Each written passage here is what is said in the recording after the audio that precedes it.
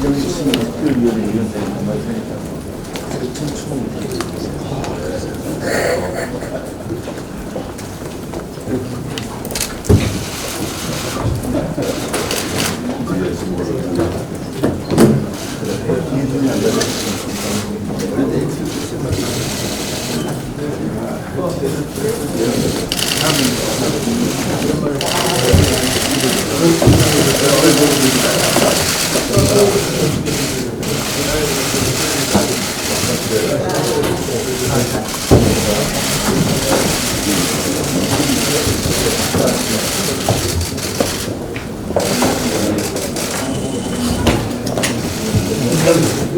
마치 집회를 이런 분들이 계시구나.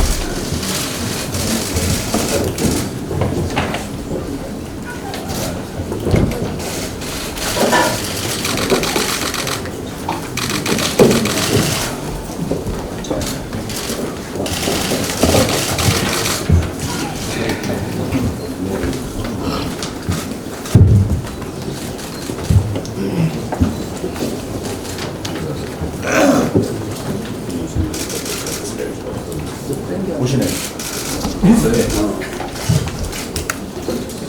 어서 오십시오.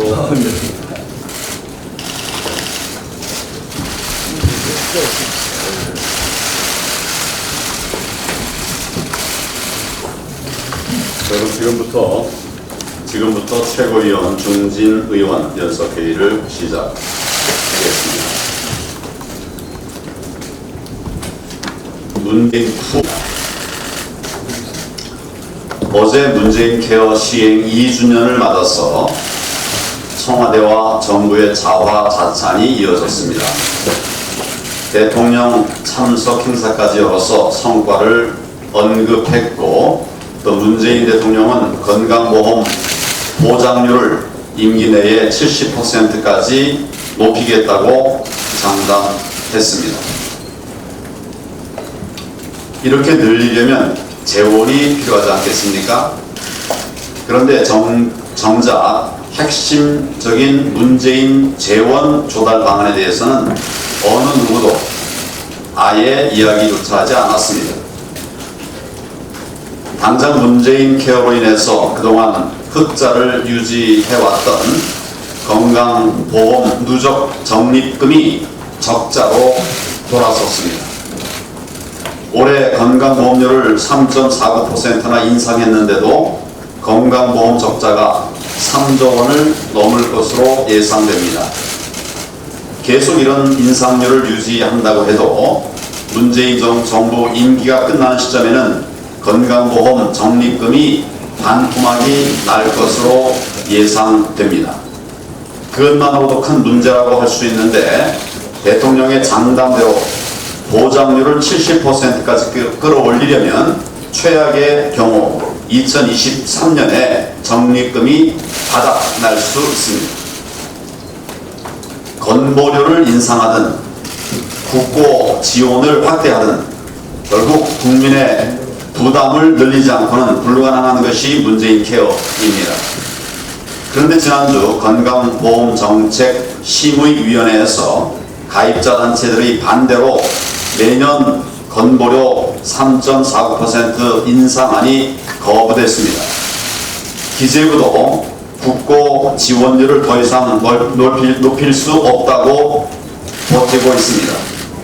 결국 더 이상 건보 재정을 유지할 길이 없는데도 쌓아놓은 적립금을 털어서 임기만 버티겠다고 하는 생각 아니겠습니까? 이러다가 적립금이 고갈되면 건보료 폭탄이나 막대한 세금으로 해결할 수밖에 없지 않겠습니까?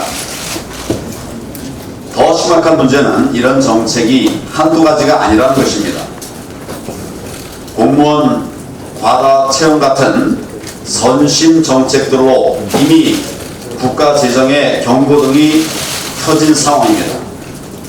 게다가 경제 정책 실패로 대기업 수익이 절반으로 줄어들고 중소기업들까지 해외로 탈출하면서 세수도 크게 줄어들 전망입니다. 그런데도 내년 예산을 500조 원 이상 편성하겠다고 하는데 결국 빚을 내서라도 총선용 현금 살포를 하겠다는 선언입니다. 결국 문재인 케어가 아니라 문재인 투어 정책이고 지금 대한민국이 복지 투어 국가로 가고 있는 것입니다. 우리 당은 문재인 케어를 비롯한 선심 정책들을 바로 잡겠습니다. 꼼꼼히 따져서 국가 재정을 바닥내는 일이 없도록 나갈 것입니다. 특히 내년 총선용 선심 예산은 단 한 푼도 통과되지 않도록 예산안 심사를 철저히 해야 하겠습니다. 문재인 대통령께서는 임기만 버틴다고 하는 생각을 버리시고 나라의 미래를 생각해서 잘못된 정책들을 즉시 거두어 드려야 합니다. 자화자찬이 아니라 대통령의 대책을 듣고 싶습니다. 어제 청와대에서는 판문점 미국 정상회담에 대한 문재인 대통령의 자화자찬이 이어졌습니다. 대통령께서는 이번 회담을 적대 종식 선언이라고 주장하면서 사실상의 종전 선언이라는 규정을 내놓았습니다. 물론 이번 판문점 회담이 적지 않은 의미가 있습니다. 그러나 이것 하나로 평화시대가 열렸다고 주장하는 대통령의 인식은 심각한 문제가 아닐 수 없습니다. 당장 미국에서는 핵 폐기가 아닌 핵 동결론이 나오고 있습니다. 트럼프 대통령이 재선을 위해서 우리 안보는 고려하지 않고 미국 중심의 협상 성과에 집중할 가능성도 제기되고 있습니다. 최악의 경우 북한의 핵 보유를 묵인하고 핵 동결 수준에서 대북 제재를 완화할 수도 있다는 그런 상황이 되고 있습니다. 우리 국민들이 머리에 북핵을 이고 살아가야 하는 그야말로 끔찍한 지경으로 내몰릴 수도 있는 것입니다. 그런데 아직 북핵 실무 협상도 시작하지 않은 마당에 장밋빛 환산부터 이야기하고 있으니 정말 큰 걱정이 되지 않을 수가 없습니다. 그러면서 정작 지금 가장 심각한 문제가 되고 있는 일본의 경제 보복에 대해서는 대통령의 한마디 말씀도 없었습니다. 일본의 보복 조치는 그야말로 치졸하고 잘못된 것입니다. 그런데 그동안 이 정권은 도대체 뭘 하고 있었는지 묻지 않을 수 없습니다. 언론에 따르면 일본은 보복 카드만 190여 개를 검토하고 있고 또 여러 경로를 통해서 우리 정부에 수차례 경고를 했다고 합니다. 그런데도 지금껏 아무런 준비도 없이 손을 내놓고 있었고 지금도 사실상 대책이 전혀 없다시피 한 상황입니다. 그렇지 않아도 우리 경제가 큰 위기 상황입니다. 그런데 일본의 경제 보복이 현실화되어서 디스플레이와 반도체 같은 핵심 산업까지 타격을 입는다면 그야말로 대한민국 경제 붕괴를 염려할 수밖에 없는 것입니다. 우리 기업들이 큰 손실을 보고 고스란히 국민들에게 피해가 돌아가는데도 어떻게 이렇게 수수방관 무책임할 수 있다는 말입니까? 문재인 대통령께서는 자화자찬할 시간에 우리 국민과 기업들의 피해를 막을 대책부터 내놓아야 할 것입니다. 지금 국민들이 듣고 싶은 말은 대통령의 자화자찬이 아니라 대책입니다. 첫째, 북핵을 폐기할 방안. 둘째, 일본의 경제 보복을 막아낼 확실한 대책. 그것을 국민들은 듣고 싶어 합니다. 대통령과 이 정권의 각성과 대책을 강력히 촉구합니다.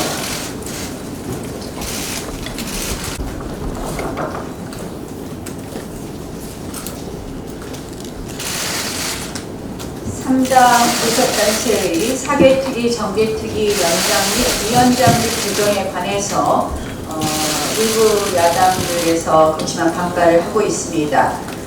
국민의 대표성이 압도적으로 높은 여당과 제1야당이 이러한 의회 논의에 있어서 주도권을 강구하는 것은 지극히 당연한 의회 민주주의의 원리입니다. 지난 28일 합의는 우리 국회가 의회 민주주의의 기본으로 돌아간 합의입니다. 비정상을 정상으로 잡은 시작입니다. 매우 의미 있는 진전이라고 생각합니다. 결국 패스트트랙 야합의 사슬을 끊어낸 그러한 의미 있는 진전입니다. 그런데 또다시 여당과 그리고 야당들이 일부 야당들이 다시 한번 이 야합의 유혹, 선거법과 공수처법을 막 바꾸겠다라는 그러한 유혹을 못 벗어나고 다시 한번 그런 시도를 한다면 용납할 수 없다는 것을 말씀드립니다. 이제 지난 28일 합의 정신에 따라 민주당도 처음부터 선거법과 그리고 사법제도 개혁에 관한 논의를 시작해야 될 것입니다. 하루빨리 정개특위위원장이냐 사개특위위원장이나 본인들이 선택하고 이 부분에 대한 후속 소위 위원장 및 후속 논의를 시작할 수 있도록 준비해 주실 것을 제안합니다. 민주당에게 한 가지 더 말씀드리겠습니다. 민주당이 지금 국회 정상화를 위한 우리 당의 노력에 대해서 제대로 화답하지 않고 있습니다. 아주 당연히 해 주어야 될 법사위의 이완영 전 의원의 후속 자리 모임에 대해서조차도 동의하지 않고 있습니다.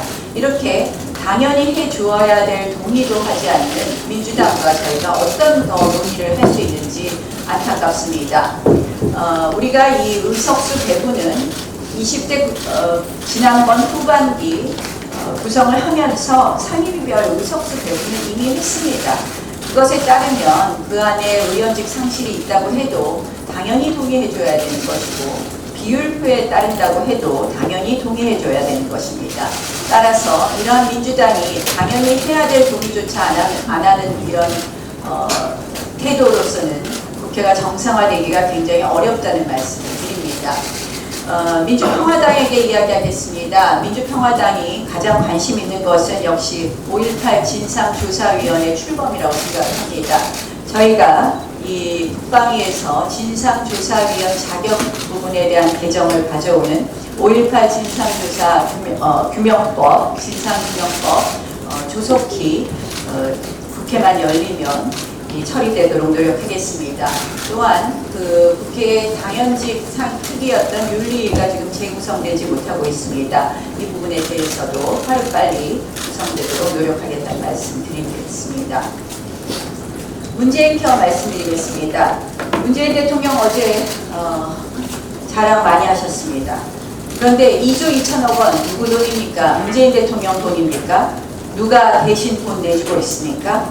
이거 어차피 국민들 호주머니에서 나오는 돈입니다. 이미 문케어로 건강보험료 폭등은 현실화되고 있습니다. 이 정부 임기 내에 무려 17% 건보료를 올리겠다고 하고 있습니다. 재원마저 부과되고 있습니다. 이제 작년에 처음으로 적자를 기록했고 2026년이면 건강보험 기금이 고갈됩니다. 보고 싶은 것만 말하고 보고 싶은 것만 보고 말하고 싶은 것만 말하는 이 편식성 정책 홍보 매우 우려됩니다. 그런데 이러한 기금의 고갈이나 보험료의 폭등은 물론이고 의료체계 전반을 붕괴한다는 점이 매우 안타깝습니다. 대형 병원 쏠림 현상이 가속화되고 가벼운 질병의 환자들마저도 지역 중소병원을 기피하는 현상이 더 악화되고 있는 실정입니다. 이 빅5 대형 병원은 거의 마비 수준에도 이를 지경이라고 합니다. 이것이 바로 뭐겠습니까? 무능한 좌파 복지 정책의 민낯입니다. 책임은 지지 않고 지금 쓰겠다고 하는 이 먹튀 케어 저희가 이 부분에 대해서 제대로 준비하고 제대로 막지 못하면 먹튀 케어는 앞으로 건강보험이 기금이 고갈되는 제로 케어가 되고 말 것입니다. 따라서 국회에서 꼼꼼히 챙겨보도록 하겠습니다. 우리 당은 이미 건강보험료의 급격한 인상을 막고 건보기금을 정상화하기 위한 대책을 마련했습니다. 첫 번째는 이 위급 상황에 대비하기 위해서 건보 적립금을 마구 털어 쓰지 못하도록 적립금 사용 시 국회 승인을 받도록 지금 관련법 개정안을 제출했습니다. 이거 빨리 통과시키도록 노력하겠습니다. 둘째는 이 지난번보다 이 건보료가 3.49% 올랐습니다. 지난해. 그래서 이 건보료 인상을 3.2% 정도를 유지하도록 상임위에서 이 부분 따져보도록 하겠습니다. 그 밖에 예산 심의 과정에서 이 문재인 케어에 대해서 저희가 적절한 견제를 하겠다는 말씀을 드립니다. 일본 반도체 보복 어제 말씀드린 것처럼 이 일본이 즉각 청계해야 될 것입니다. 근데 지금 어제 청와대 국무회의가 꿀먹은 벙어리였다고 합니다. 또 강경화 장관은 외통위에서 나와서는 가만히 있지 않겠다 이런 발언을 하더니 지금은 연구 중이라고 합니다. 산업부는 기업 보고 알아서 해라 하고 떠넘기고 있습니다. 정말 무능하고 무책임한 정부입니다. 청와대가 나서 주십시오. 이 한일 관계 개선을 위한 근본 대책 마련해 주십시오. 그리고 제가 어제 제안한 긴급 한일 의회 교류는 교섭단체 대표 연설이 마쳐지는 대로 이 부분에 대해서 이인영 민주당 원내대표, 오신환 원내대표하고 같이 논의하도록 하겠습니다. 네, 그러면 지금부터는 중진 의원님들의 말씀을 듣도록 하겠습니다.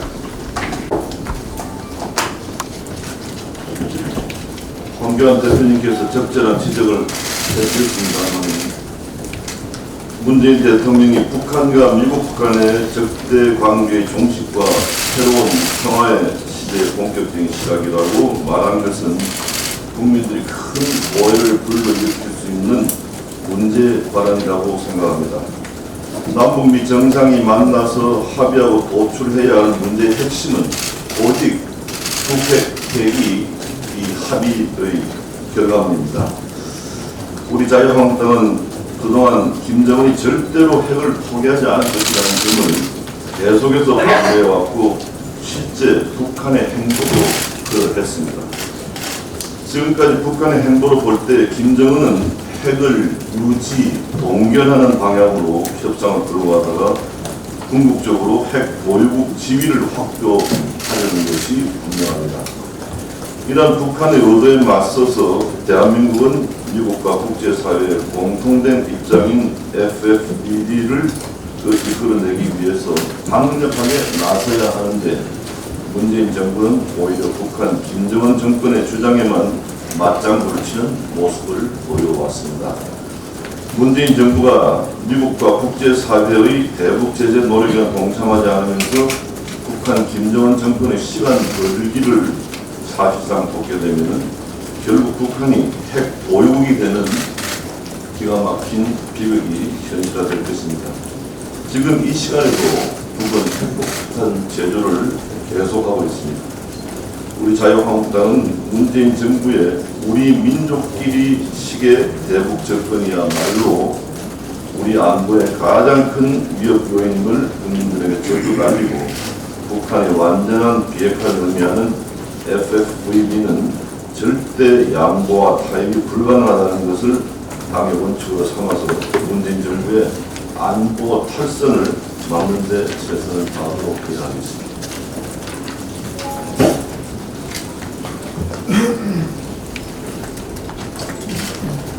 오늘 보다가 눈에 들어온 칼럼 제목 하나가 있어서 이 자유한국당 이런 IQ로는 총선 망한다.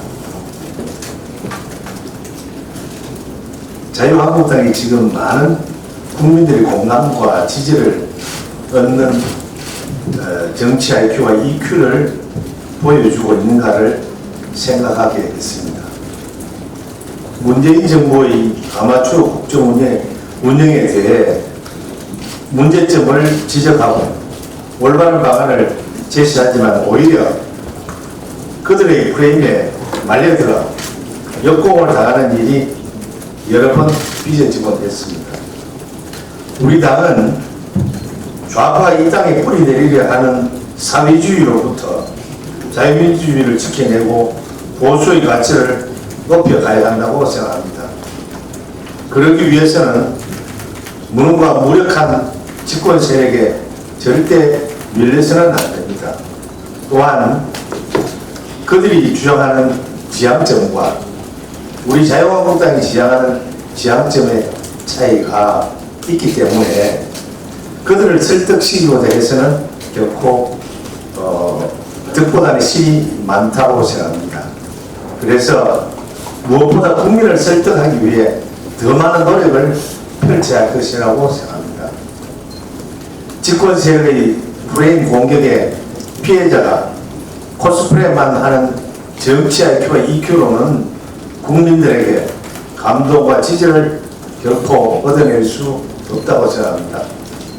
국민들은 자유한국당에 제1야당으로서 제발 품격 떨어지는 모습, 서로 불뜯는 모습, 뭉치지 않고 흩어지는 모습들을 보이지 말아달라고 합니다.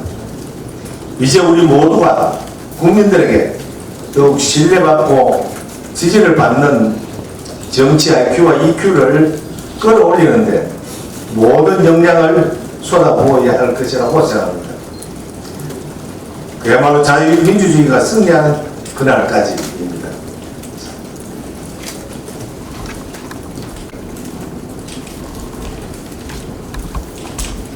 일본 정부는 한국과의 신뢰관계가 현저히 훼손됐기 때문이다 라며 매우 심각한 무역보복 조치를 취했습니다.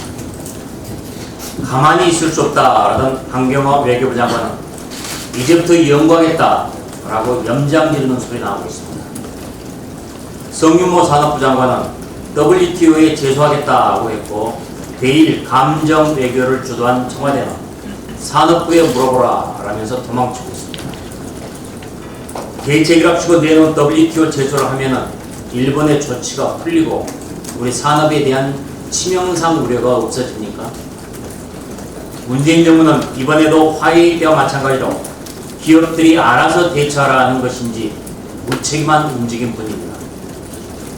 문재인 정권이 한풀이 외교, 감정 외교로 한일 관계를 최악으로 내몰다 못해 이제는 아예 땅속에 파묻고 있습니다.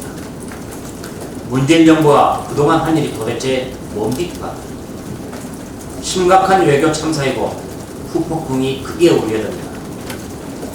우선 담당 부서인 강경화 외교장관에게 책임을 묻지 않을 수 없습니다. 아무런 대책 없이 반일 감정만 자극시킨 문재인 정부는 책임 있는 답변과 대책으로 기업과 경제를 살려야 할 것입니다. 문트 김 세 사람의 판문점 회동과 관련해서 문재인 대통령이 사실상 종전선언이라면서 국민을 현혹하고 있습니다.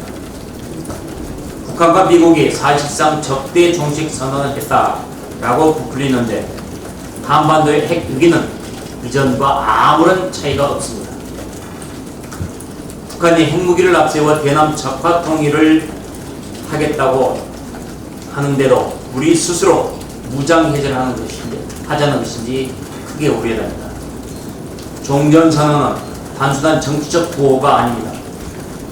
종전선언을 하면은 전쟁이 끝났으니 미군은 철수하라, 또 한미연합훈련도 폐지하라, 그런 북한의 주장이 나올 것은 뻔합니다.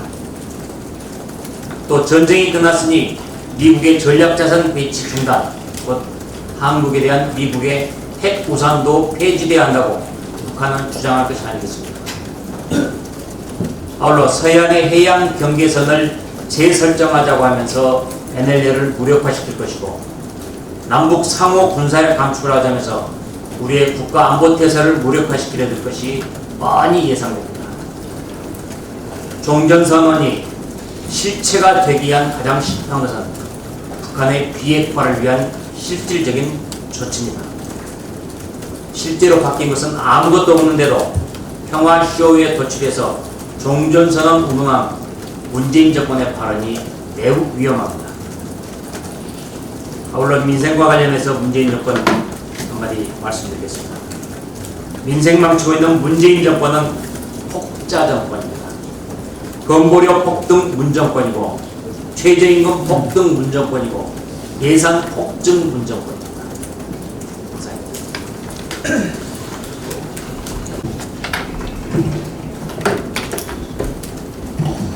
네, 지난 30일 트럼프 김정은 정상회담이고 뉴욕타임즈에 새로운 협상에서 북핵 동결에 만족할 수도 있다라는 보도가 나왔습니다.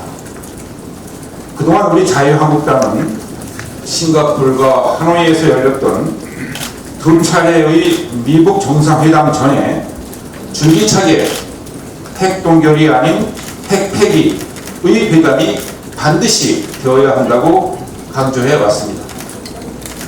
만약 향후에 북핵이 폐기가 아닌 동결로 협상 테이블에 올려진다면 새로운 길은 북한이 아니라 우리 대한민국이 걸어가야 할 것입니다. 핵이 있는 북한과 핵이 없는 대한민국은 상상하기조차 싫은 두려운 안보 상황입니다. 핵을 가진 이웃 국가가 있을 때 같이 핵을 갖는 것이야말로 가장 강력한 상호 불가침 조약을 체결하는 것이다 라는 미국의 전 국무장관 헨리 키신저의 말을 빌릴 것도 없이 유사시 군사 대결 국면으로 치달을 때 승자는 누가 될 것인지 물으나 마나 명확한 일입니다. 우리는 어떠한 경우라도 북한의 핵을 안고 살 수 없습니다. 이는 언제 터질 줄 모르는 시한폭탄을 제거하지 않은 채 지내는 것이나 마찬가지입니다.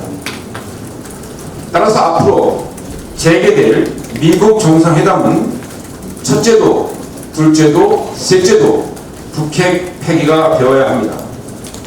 우리도 우리의 후손도 북핵의 인질로 살 수 없습니다. 북핵 폐기 없이는 한반도의 평화 정착도 남북한 간의 협력을 통한 공동 번영의 길도 모두가 요원하며 사상 누각일 뿐입니다. 북핵 위협의 최대의 당사자는 누가 뭐래도 대한민국 국민입니다. 그런데 북핵 문제를 다뤘던 판문점 내세의 정상회담에서 트럼프와 김정은 두 정상이 북한 지역인 판문각에서 회담을 했다면 몰라도 대한민국 영토인 자유의 집에서 회담을 하는데 정작 대한민국 대통령은 참여하지도 못한 채 벤치만 지키는 주객이 전도된 상황을 보여주었습니다. 이번에 문재인 대통령이 조율을 자처했지만 앞으로도 북핵 회담의 최대 당사자인 우리가 계속 조율 역할만 할 것인지 정부는 입장을 분명히 해야 할 것입니다. 지난 아쉬움은 그렇다 치더라도 앞으로 문재인 대통령은 남북회담, 미국회담 등 어떠한 협상에서도 분명하게 북핵이 동결이 아닌 폐기가 되어야 한다는 점을 북핵 당사자로서 분명하게 요구해야 할 것입니다. 문재인 대통령의 조연 역할이 북핵 위협으로부터 대한민국 국민의 안위로 조연으로 내밀려 나가서는 결코 안 될 것입니다.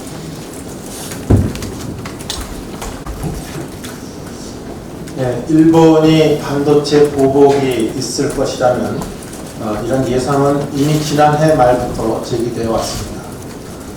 문재인 정부 들어서 심상치 않은 한일 관계, 이것은 이미 적신호가 울린 지 오래입니다.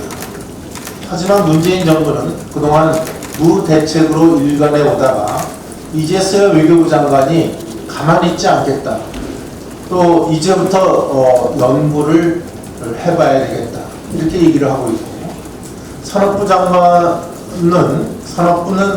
WTO에 제소하겠다. WTO에 설사 이긴다 하더라도 최소 1년 6개월 이상이 소요된다는 것이 일반적인 얘기인데 이제 와서 이런 한점 결기를 보이고 있습니다. 이미 아베 총리는 이 국가 간의 신뢰 관계에 수정을 가한 것이라는 언급을 함으로써 강제징용에 대한 문제로서 경제 보복을 하는 이것은 입장을 분명히 천명했습니다. 그런데도 그렇게 말을 잘하고 말을 잘 언급을 하던 청와대는 막상 침묵을 지키고 있습니다. 이 문제는 결국은 강제징용의 문제와 직결되기 때문에 지금 누구나 얘기하는 것이 정부 간의 정치력으로서 이 문제를 풀어야 된다고 얘기를 하고 있습니다. 지금 가뜩이나 어려운 경제 환경에서 이렇게 기업의 직격탄을 날리고서도 침묵을 지키고 있는 청와대나 외교부 장관이나 산업부 장관의 언급은 저는 언어도단이라고 보고 있습니다. 하루빨리 정치력을 발휘해서 우리 정부 간의 빠른 해결책을 모색할 것을 강력히 요구합니다. 이번에 판문점 회담의 역사적인 이것을 보면서 한 가지 좀 기후가 있어서 말씀을 드리겠습니다. 트럼프 대통령과 북한 김정은 정말 각자의 이해관계의 셈법에 따라서 우리 한반도의 비핵화의 운명이 결정된다고 한다면 이것은 절대 안 된다는 점을 좀 말씀드리고 싶습니다. 트럼프 대통령은 내년에 대선을 앞두고서 지금 본인이 그동안에 북한에 해왔던 핵실험을 중단시켰다. 또 한반도의 긴장을 완화시켰다는 이런 소위 외교적 자기의 성과를 과시할 것입니다. 또 대륙간 탄도미사일인 ICBM이 미국을 위협하지 않도록 했다 하는 이런 점을 내세워서 미국과의 관계에서도 긴장을 완화시켰다는 외교적 성과를 내세울 것이 분명하다고 판단이 듭니다. 또 북한은 한편으로 제재 완화를 통해서 제재 완화를 이끌어내는 한편 지금 현재 여러 가지 핵 문제에 핵 보유국이라는 인정을 받고 싶어하고 또 적어도 핵 동결의 이 목표를 갖고 실익을 챙길 것이 저는 분명하다고 봅니다. 저는 이런 이 북한과 미국의 이런 역사적 만남의 뒷면에 바로 뒷면에 바로 현실적 이런 서로 간의 이해관계가 맞아떨어져서 그것이 한반도의 비핵화의 운명을 좌우하지 않을까 이런 걱정에서 한 말씀 드렸습니다. 우리의 목표는 핵 폐기입니다. 핵 폐기가 없는 것은 우리 한반도 평화를 정착시킬 수 없습니다. 그것은 가짜 평화이기 때문이라고 생각합니다. 핵 폐기에 대한 분명한 실무 협상과 또 북한과 미국 간의 그러한 협상이 이루어지기를 다시 한번 촉구합니다.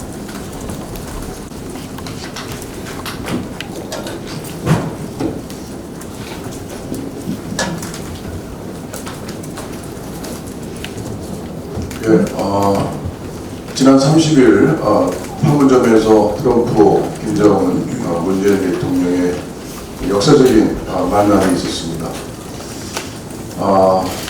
그 며칠 전에 북한 배가 우리 삼척항에 지도자도 모르게 모든 국방 경계가 무력화된 가운데 입항을 해서 주민의 신고로 우리 국민이 걱정하시는 안보가 크게 위협받고 구멍나는 것이 보여졌습니다. 그런 상태에서 우리 야당은 국정조사를 요구했습니다. 여당은 지금 반응이 없습니다. 그리고 안 하겠다는 아직까지의 입장인 것 같습니다. 역사적 그런 판문점에서의 회동이 삼국 회동이 있었다 한들 안보는 크게 걱정스러운 상황 속에서 이루어졌습니다. 국민의 마음속에는 대단히 한편 역사적인 현장을 TV를 통해서 보면서 불안한 마음을 금할 수 없었습니다. 이런 모습 속에서 우리는 이런 것을 알게 된 것 같습니다. 트럼프 대통령은 자신의 내년 선거와 또 미국의 국익의 입장에서 철저히 움직이는 그런 모습을 보여주고 있습니다. 김정은도 결국은 제재 완화와 북핵 보유, 핵 보유라는 두 가지를 가지고 하나도 양보 안 하고 그 방향으로 제재 완화를 끌어내려고 노력하고 있습니다. 그러나 우리 문재인 대통령만은 도대체 안보는 작년 9.19 남북 군사 합의로 해서 안보는 구멍을 다 뚫어놓고서 북한이 언제든지 이번 삼척항의 북한 선박 입항으로 보듯이 그렇게 모든 분야의 철책선을 철거하고 해안 철책선을 비롯해서 EMZ의 우리 휴전선까지도 배방하겠다고 합니다. 이러한 그 문재인 대통령의 서두르고 또한 조급한 그런 마음 가운데 그런 단순한 아무것도 변한 것이 없는 단지 판문점 회동의 모습을 보여주고 종전선언에 가깝다. 이렇게 해서 서두르고 국민을 참 어떻게 보면 어디로 이 나라를 끌고 가려고 하는지 이해할 수 없는 그런 발언을 서슴지 않고 있습니다. 문재인 대통령과 트럼프 대통령을 비교해 봤을 때 트럼프 대통령은 중심을 나름대로 잡고 이 북핵이라는 것을 이용해서 자기의 정치적 목적을 이루어가는 그런 모습입니다. 하지만 문재인 대통령은 북핵을 이용해서 도대체 무엇을 하고자 하는지 대한민국의 안보와 대한민국 국민의 생명을 지키고 경제 발전을 일으키고자 하는 뜻인지 아니면 모든 것을 다 내주고도 북한과의 그런 동질화 또는 북한의 평화 통일이라는 그런 측면에서 무조건 북한의 어떤 남한에 대한 우리 대한민국에 대한 선박이나 여러 가지 것들이 우리가 이용되고 침투돼도 된다고 생각하는 것인지 정말 비교를 안 할 수가 없습니다. 한미공조와 국가 안보를 지키는 가운데 우리가 평화회담도 있고 남북미 3자 회담도 있고 하다고 생각이 듭니다. 북한 배 9.19 남북군사합의는 북한 배 입항에서 보듯이 이것은 반드시 국정조사를 해서 다음에 이런 일이 생기지 않도록 이것을 철저히 해나가지 않는 모든 정상회담과 모든 평화의 어떤 그런 추구해 나가는 모습들은 모두 다 불안하다고 생각합니다. 국정조사가 반드시 이루어지기를 바랍니다. 그리고 문재인 케어에 대해서도 한 말씀 드리겠습니다. 우리 대표님께서도 말씀하시다시피 문재인 케어는 정말 이것도 역시 부주기만 생각합니다. 사실 환자들이 의료비를 절감하는 것은 당장 모습은 필요하고 좋지만 그렇지만 여기에 들어가는 보험료 인상과 또한 재정 고갈에 대해서 대책 없이 이것을 이뤄나간다는 것은 역시 내년 총선과 또한 자기 집권 시기에 성과 내기에만 급급하고 국민들이 알기 어려운 재정 보완의 이런 문제는 다 뒷전으로 해서 결국 국가 재정을 좀먹는 그런 일이라고 생각합니다. 결국은 국민들이 다 환자들이 부담해야 되는 그런 비용을 현재 가시적으로 정부에서 그것을 다 해서 국민들의 의료비를 줄였다라는 그런 눈속임에 불과한 그런 내용이 또 보입니다. 국정조사가 삼척항의 북한 선박 입항에 대한 국정조사는 이것은 어떤 이념과 정당을 떠나서 우리 대한민국을 지키는 국민이라면 반드시 따져봐야 될 문제를 우리 자유한국당에서 끝까지 요구하고 싸워나갈 것을 각오를 하고 그렇게 또 해야 된다고 생각합니다. 이상입니다. 일본이 지난 7월 1일 반도체 디스플레이 스마트폰의 제조 공정에 사용되는 핵심 소재 상급 품목에 대한 수출 규제에 나선다고 밝혔습니다. 일본은 한국과의 신뢰관계가 심각하게 훼손된 상황이라는 이유를 명시하며 이번 조치가 외교가 실종된 정부의 막무가내식 대응에서 비롯된 것으로 암시하고 있습니다. G20 정상회의 직전인 지난달 19일 우리 정부는 일본 정부와 사전 교감 없이 한일 양국의 민간 기업이 기금을 조성해 강제 친용 피해자들에게 배상하자는 제안을 하고 바로 1시간 만에 거절을 당한 바 있고 G20 정상회의 때 외교부 장관은 일본 외무성과의 회담에서도 일본 기업 배상 청구 결정에 대한 우리 정부의 입장을 주장만 했지 일본 측의 의도, 움직임에 대해서는 전혀 간파하지 못했습니다. 이로 인해 경제계에서는 정부 간 다툼에 또다시 기업 등만 터지게 생겼다라고 하소연하고 있습니다. 그런데도 우리 정부는 발표 당일까지도 이를 통보받지도 못하고 깜깜이 상태로 눈치도 못 채고 있었습니다. 문재인 정부의 외교 부재, 외교 무능이 초래한 경제 참사입니다. 강경화 장관은 지난 2월 25일 외교통일위원회 전체회의에서 제가 일본의 보복이 우려된다고 질의를 한 것에 대해서 일본이 보복적 조치가 나온다면 거기에 대해 가만히 있을 수는 없다라고 발언하면서 외교 대신 정치를 한 바 있습니다. 업계에서는 일본에 대한 우리 정부의 맞보복 조치는 다 같이 죽자는 의미밖에 안 된다. 기업들의 피해가 더 커지기 전에 우리 정부와 일본 정부가 빨리 갈등 봉합에 나서야 한다라고 주문하고 있습니다. 실효성 없는 갈등을 하기보다는 갈등을 해결하는 적극적 외교 정책을 펴는 것이 시급하고 정부 여당이 이런 데 대해서 비판만 해서는 안 되고 적극적인 개선책을 내놓아야 할 것입니다.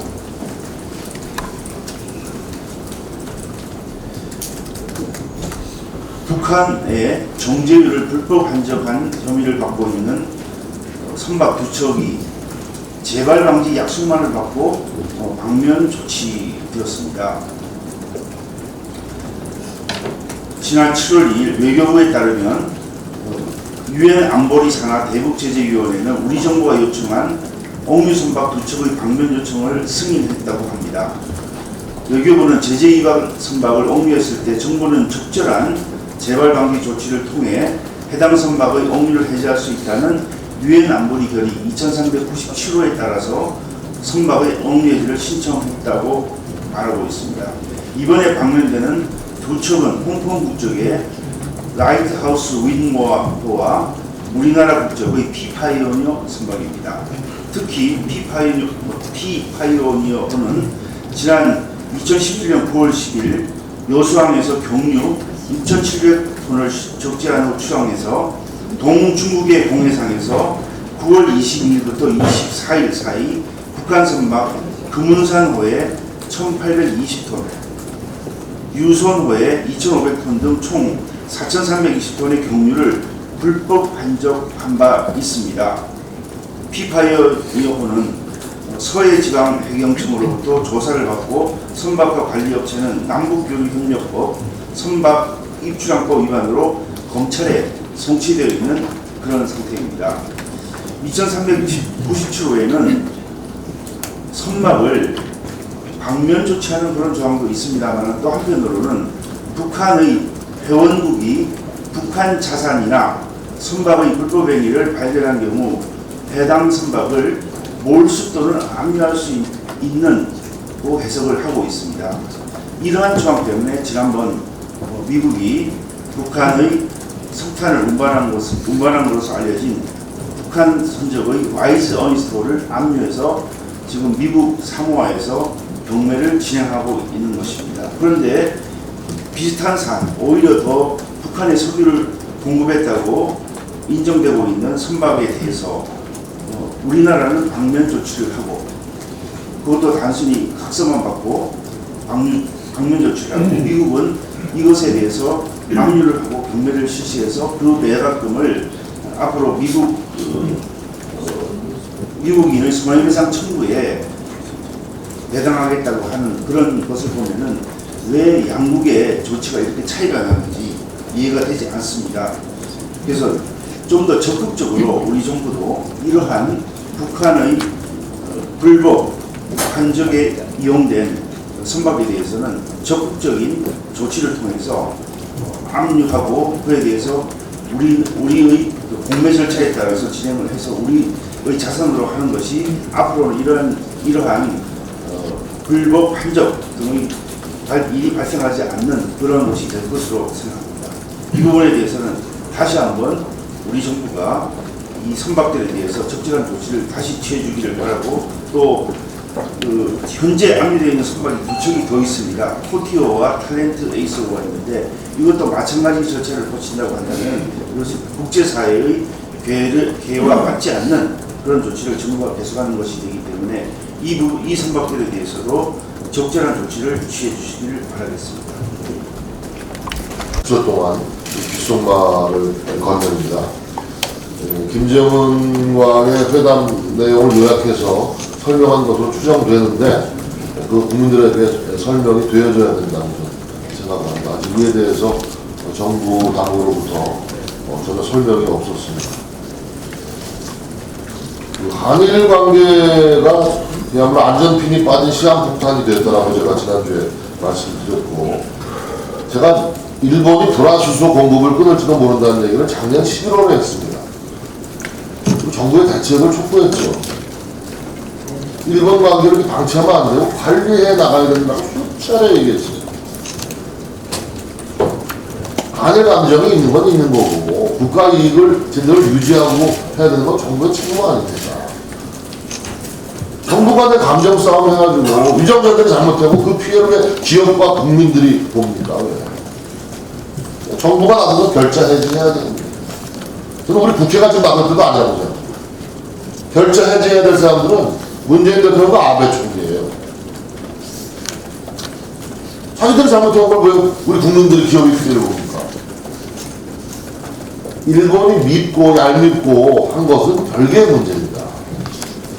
저는 무슨 일본이 무슨 다음 달에 참여선거 때문에 이런 일 벌이고 있다고 생각하지 않아도 본질이 아닙니다.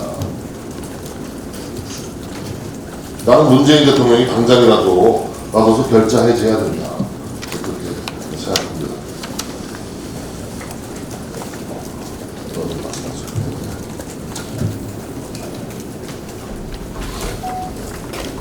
우리 국민들께서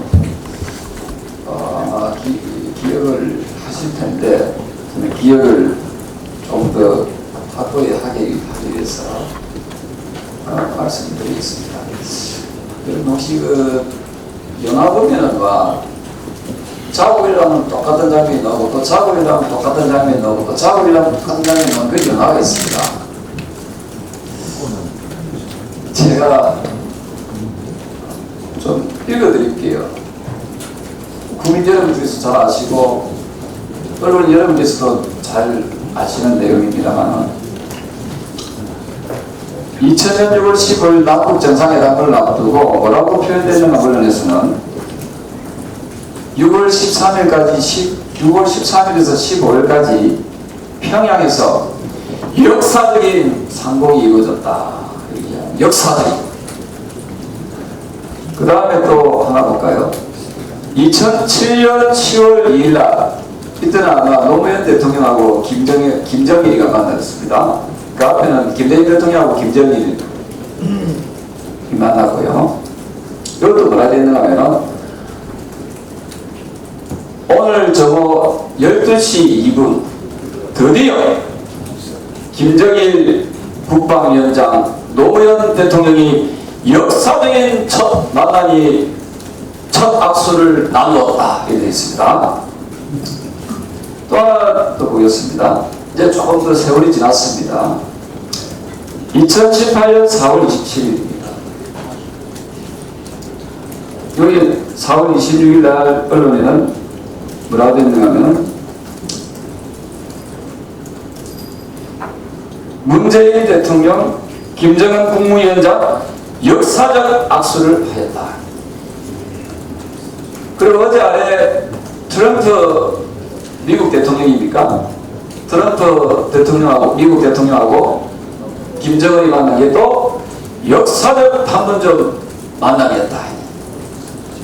그래서 근데 자명한 것은 그런 역사적 만남이 이루어졌을 때마다 북한은 핵을 포기하지 않고 개발해 왔습니다. 그래서 국민들께서 이 역사적 만남을 과연 어떻게 해석을 할 것인가 하는 부분에 대해서 많은 우려를 하고 있습니다. 현재 미국 사회에서는 트럼프의 그 쇼에 대해서 많은 비난을 하는 언론이 많습니다.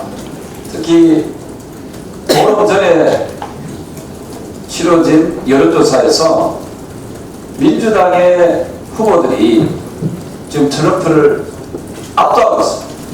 그래서 이런 초도반에서 나오는 것이 아닐 거라고 저는 생각을 합니다.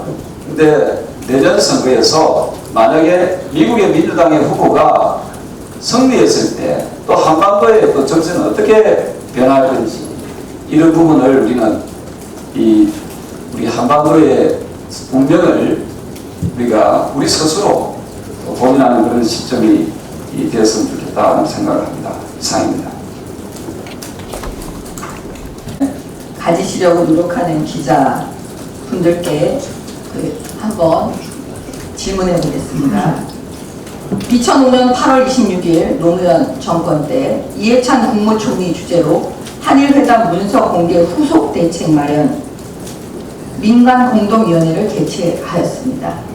한일협정 체결 당시 일본으로부터 받은 무상 3억 달러는 청구권 강제 동원 피해 보상 문제 해결 성격의 자금이라고 평가를 하고 앞으로 일본이 아닌 우리 정부가 이에 대한 보상 문제를 해결해 나가야 할 것임을 명확히 하였습니다. 그때 문재인 대통령은 청와대 민정수석이었고 위원회 위원이었습니다. 노무현 정권 때 이렇게 민관공동위원회에서 이러한 결론을 내린 그 근거, 명분은 제 나름대로 추정을 해보겠습니다. 한일 청구권 협정이 헌법이나 국제법에 위반해 무효라고 볼 것이 아니라면 그 내용이 좋든 싫든 그 문헌과 내용에 따라 지켜야 한다고 생각했던 것이겠죠. 결국 피해를 입은 국민에게는 국가가 정당한 보상을 해야 한다고 생각했던 것이겠죠. 개인 청구권이 소멸하지 않는다고 할지라도 소송으로 행사하는 것이 제한될 수밖에 없다는 것을 인정한 것이겠죠. 그리고 그때 받았던 그 3억 달러 이건 어떻게 할 거냐라는 우리 스스로의 질문에 답을 못했던 것이겠죠. 이랬습니다. 그 문재인 청와대 민정수석은 세월이 흘러서 대통령이 되었습니다. 문재인 정권의 대법원에서는 이러한 결론을 싹 무시하고 개인의 배상 청구권을 인정하는 대법원 판결이 내려졌습니다. 정치 보복하느라고 아무런 준비도 없었고 어떠한 대안도 없었습니다. 반한 감정을 일본 정권에 이용하려고 우리나라의 경제 보복하는 아베 정권이나 반일 감정을 국내 정치에 이용하려다 일본으로부터 경제 보복당하는 문재인 정권이나 무엇이 다르겠습니까? 결국 그로 인해서 우리 국민들에게 고통만 안겨주고 있습니다. 과연 그들에게는 국민들이 머릿속에 있는 것일까요? 다른 점은 있습니다. 아베 정권은 철저히 준비했다는 점이고 문재인 정권은 아무런 준비도 대책도 없다는 것이죠. 외교부 장관 다 말씀하셨지만 이제부터 연구하겠다고 합니다. 이런 외교부 장관을 경질하지 않는 정권도 참으로 딱하기 그지없습니다. 여러 언론인 여러분, 제가 말씀드린 것이 이론적 핵심입니다. 여러분들의 생각을 담아서 널리 국민들께 알려주실 것을 부탁드립니다.